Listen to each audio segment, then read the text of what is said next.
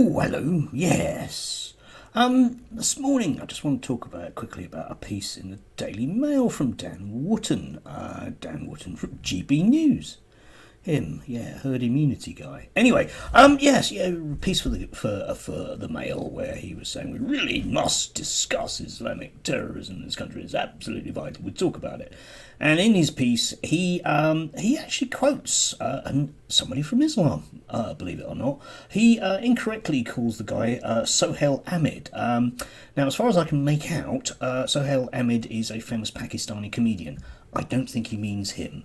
I think he means Rakib Ehsan, who's of the Henry Jackson Society.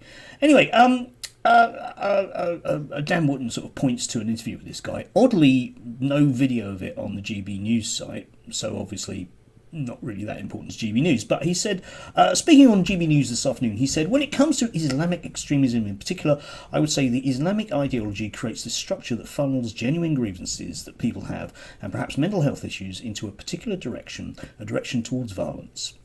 Extremism is far more prevalent than when I was at school. Okay, great. Let's have a discussion about that then. I don't think we will. I think we'll have a discussion about bad ideologies that we can't do anything about.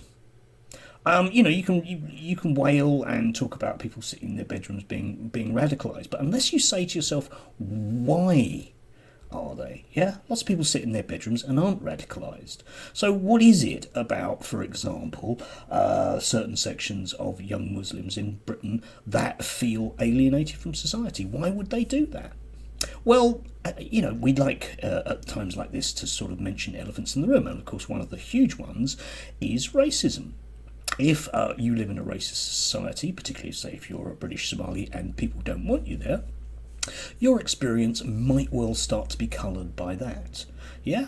And, if you think about people whose cultural identity maybe is wrapped up with a religion, well, Islam has aspects of a millennial cult about it. Okay, I'm not being rude about religion there. I'm just sort of saying that, like Christianity, that whole rapture thing, there is this kind of belief in the end times. And, I would suggest, if you scratch the surface about, greater and lesser hadith in the Quran, you can see a lot of potential signs of the end times, shall we say. And, it would be easy, because I'm somebody who is politically motivated and I understand what ideology can do.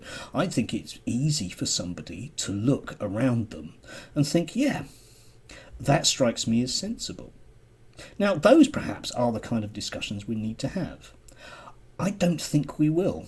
I think we'll just have a all bad people discussion. Yeah?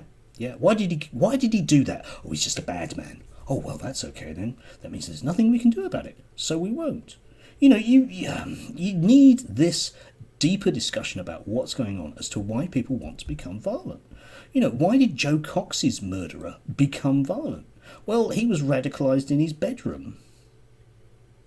It's the same thing. And, we realistically, in many ways, still aren't doing anything about that either. If you leave the same conditions in place, if we still have the same basic foreign policy, the same basic endemic British racism that instantly points to any problem as being due to people on boats, yeah, that's you, Nigel, yeah, then you are going to do absolutely nothing about this at all, apart from alienate people and push them into the arms of people you don't want to. Anyway, don't really know what to say about Dan Wootton completely getting some guy's name wrong. Not great journalism, I'm afraid.